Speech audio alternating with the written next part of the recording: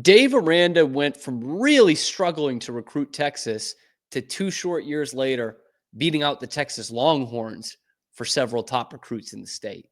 Let's get locked on Baylor.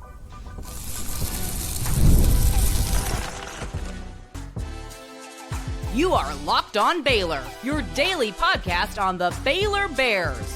Part of the Locked On Podcast Network, your team every day.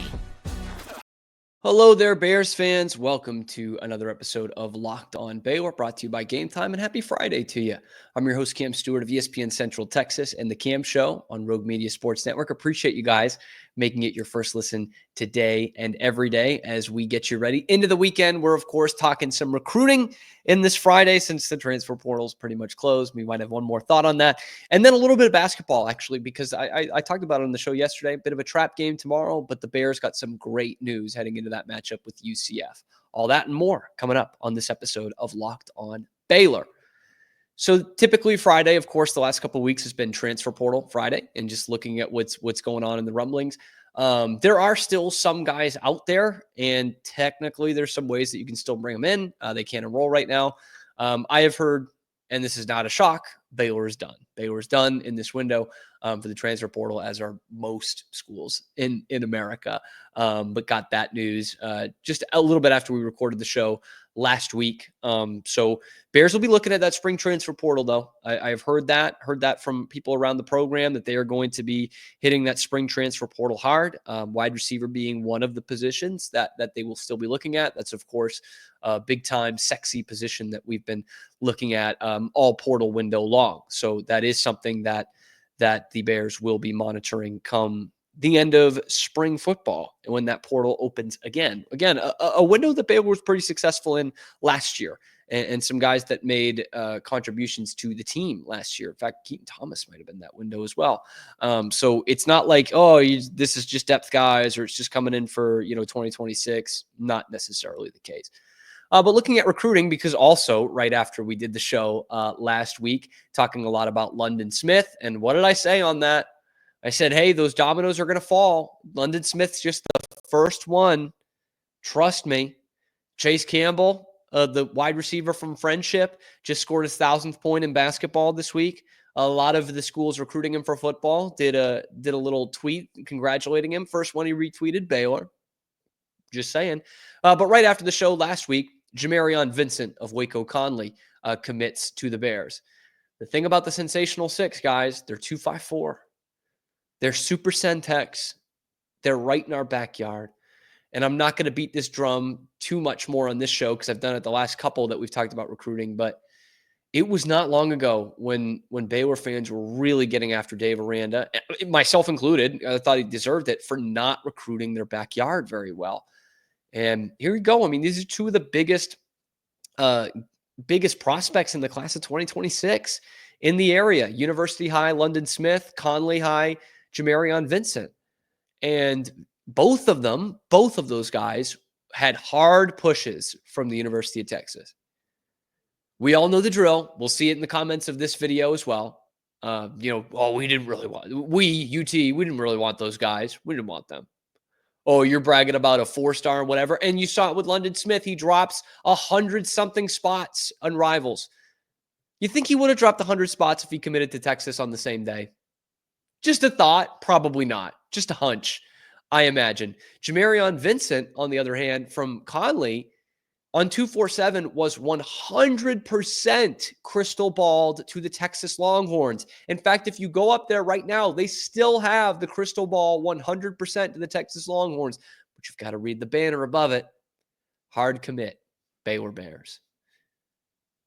It might be stunning to some people. And honestly, if we look back, even as Baylor fans, to what it was 2 years ago, it's still pretty stunning. But the momentum they have garnered the last year is undeniable.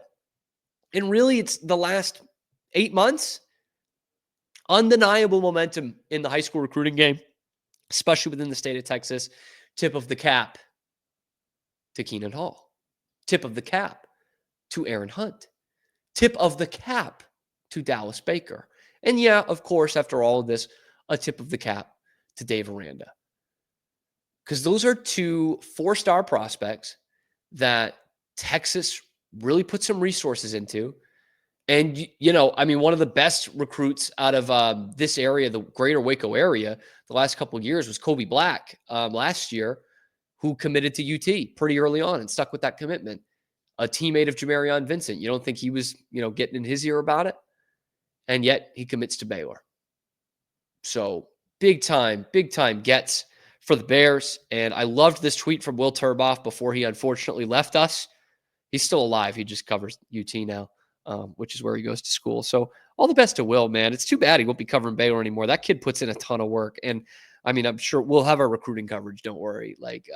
I know Foster Nicholas from the Baylor Lariat, who covers this team inside and out, also at 247. So probably seeing a lot more from him. But Will Turboff tweeted this after Jamarion Vincent committed. He said, Baylor's now earned commitments from 3 of the top 30 prospects in the state of Texas in Jamarion Vincent, London Smith, and Ryland Morris. That is the first time since the class of 2016 that they had 3 recruits in the top 30 from the state of Texas. And they used to do it kind of routinely. They didn't have number 1, number 5, number 10 recruiting classes, but they would quite often get some of the best. And this will date some of us here. The 3 in the 2016 class: Jared Atkinson, Grayland Arnold, and Trendavian Dixon. You guys remember that name? This is a quick aside. Trendavian Dixon was one of the most excited I've ever been about a recruit coming to Baylor. And they would have had probably some more at that time. But that was the year that obviously Bryles gets fired and they lose their best recruiting class ever. Atkinson and Arnold, of course, stick around. They played their whole careers at Baylor, if I'm not mistaken. I think Atkinson did. Grayland Arnold definitely did. And Trent Dixon from Navasota High, who set, I want to say, the national record for receiving touchdowns or receiving yards in a career. Didn't end up doing much. I think he eventually transferred or flipped his commitment to UH. I think that's right. And then eventually to Texas Southern, he started playing. I don't know how much he played, but that's how long ago it was, y'all. 2016. That was my freshman year at Baylor. Now I have a receding hairline. It's been a long time since they've gotten 3 of the top 30 recruits in the state of Texas. And obviously London Smith is now, I think, in the top 20 by 247 in all-time Baylor recruits. And Jamarion Vincent is not that far behind him. So big time get for Baylor. Vincent is one, if you look at the highlight tape, you're probably going to see a lot of quarterback. Played quarterback for Conley. I did one of his games this year and watched Conley with a close eye covering the China Spring Cougars. The dude is a 3-syllable athlete, man. He's just a playmaker. He's an athlete, and he was just as good on the defensive side as he was as a playmaker at quarterback. Long, lean, really fast.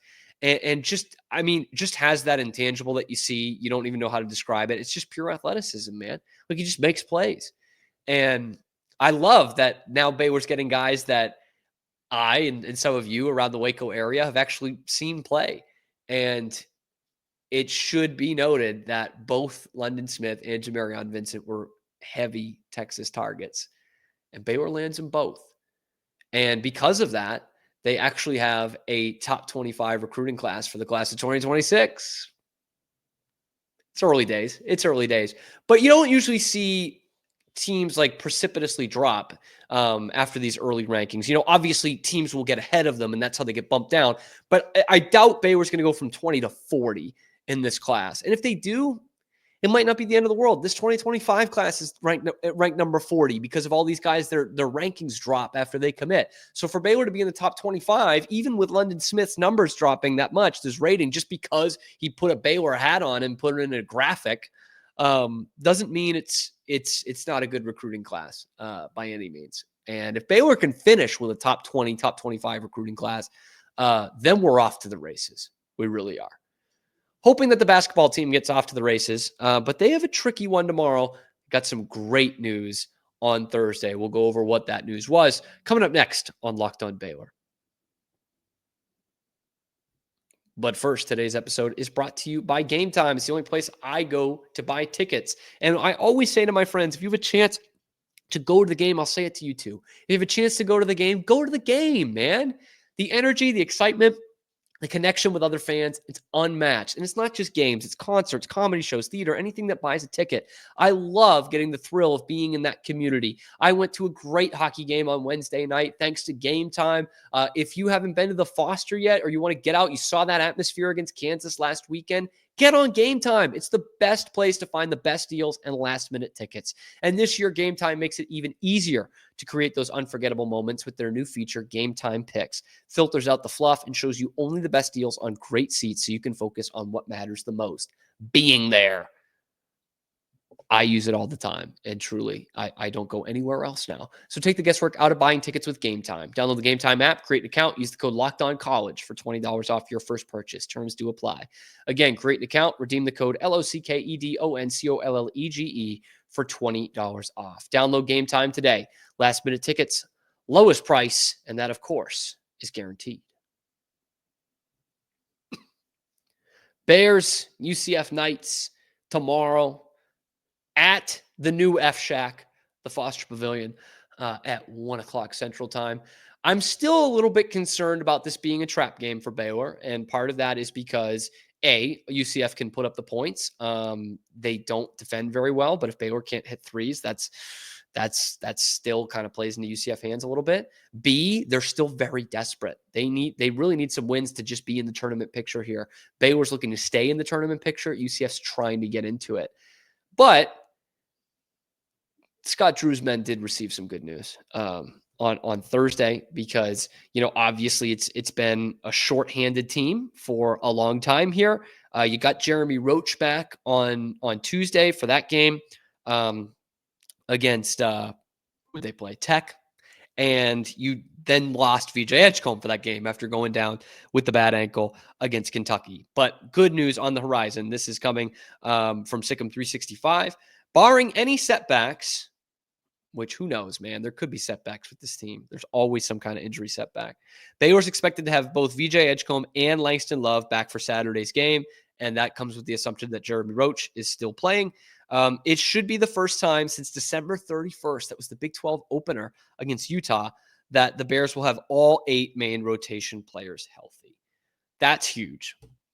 Huge for Baylor. And if nothing else, just getting VJ back. I mean, obviously, Langston Love still has a big role to play for this team, but getting VJ Edgecombe back, as we saw in that loss on Tuesday, can make a humongous difference. And, you talk about if they don't have a good shooting game, well, now you have your best 3-point shooter back, which, golly, I didn't think we'd be saying a few months ago or a few weeks ago, but that's what he is. VJ Edgecombe's probably your best 3-point shooter right now. He's certainly having a better month or so here than Jeremy Roach and Jaden Nunn. Maybe Jalen Celestine as well in terms of the 3-point department. Definitely better than Norchad Omier. So I've got him and Celestine as your best 2 shooters.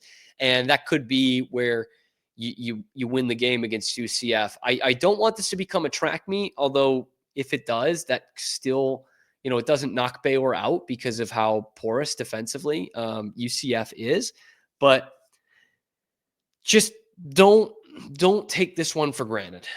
And if you're going to the game tomorrow or you're thinking about going to the game tomorrow, make it an atmosphere. I know it's not Kansas out there. It's very easy to get up for Kansas games. It's not as easy to get up for UCF, but they need you. I mean, how many times did we hear it after the game on Saturday against Kansas of, boy, the crowd really helped us. Scott Drew said it. The players said it. Norchad said it. Rob Wright said it.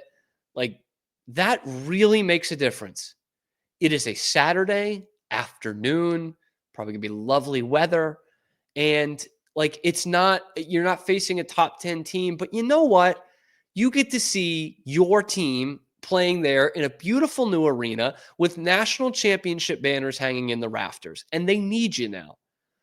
Like, Lord knows I've been critical of this team, and I don't have a ton of belief in them, but that's not what it's about. Like, get out there, cheer them on, because one day you might move away from Waco and you really miss going to the Foster Pavilion. So do it for those people, okay? I'm not naming any names, but do it for that podcast host who has moved away from Waco and would give anything to be at the Foster Pavilion for another game. Do it for him or her or them. Please. And get out there and make it the environment that it can be tomorrow. I do want to know what you guys think about this game. Please let me know your score predictions down in the comment section below, or how you feel about Baylor beating out UT for these Heart of Texas football prospects. Let me know in the comments below, and be sure to like and subscribe. It really helps me out. Again, a lot of you that are watching are not subscribed. We're bringing you 2 shows a day most days, and fresh Baylor content. It's the #1 source for Baylor sports information at this point. That's entertaining. So definitely like and subscribe. Ring that notification bell to get notified every time we're going to YouTube. And then do me a favor, do your pal Cam a favor, and find us wherever you find your podcasts, Apple Podcasts, Spotify. Those are the 2 I listen to and most of you listen to. Go ahead and like us there. Leave us a review there. Make sure you get signed up for the automatic download. Subscribe to us there. That helps out the channel a ton. We will catch up with you a little bit later on. Thank you guys for making it your first listen today and every day on Locked On Baylor.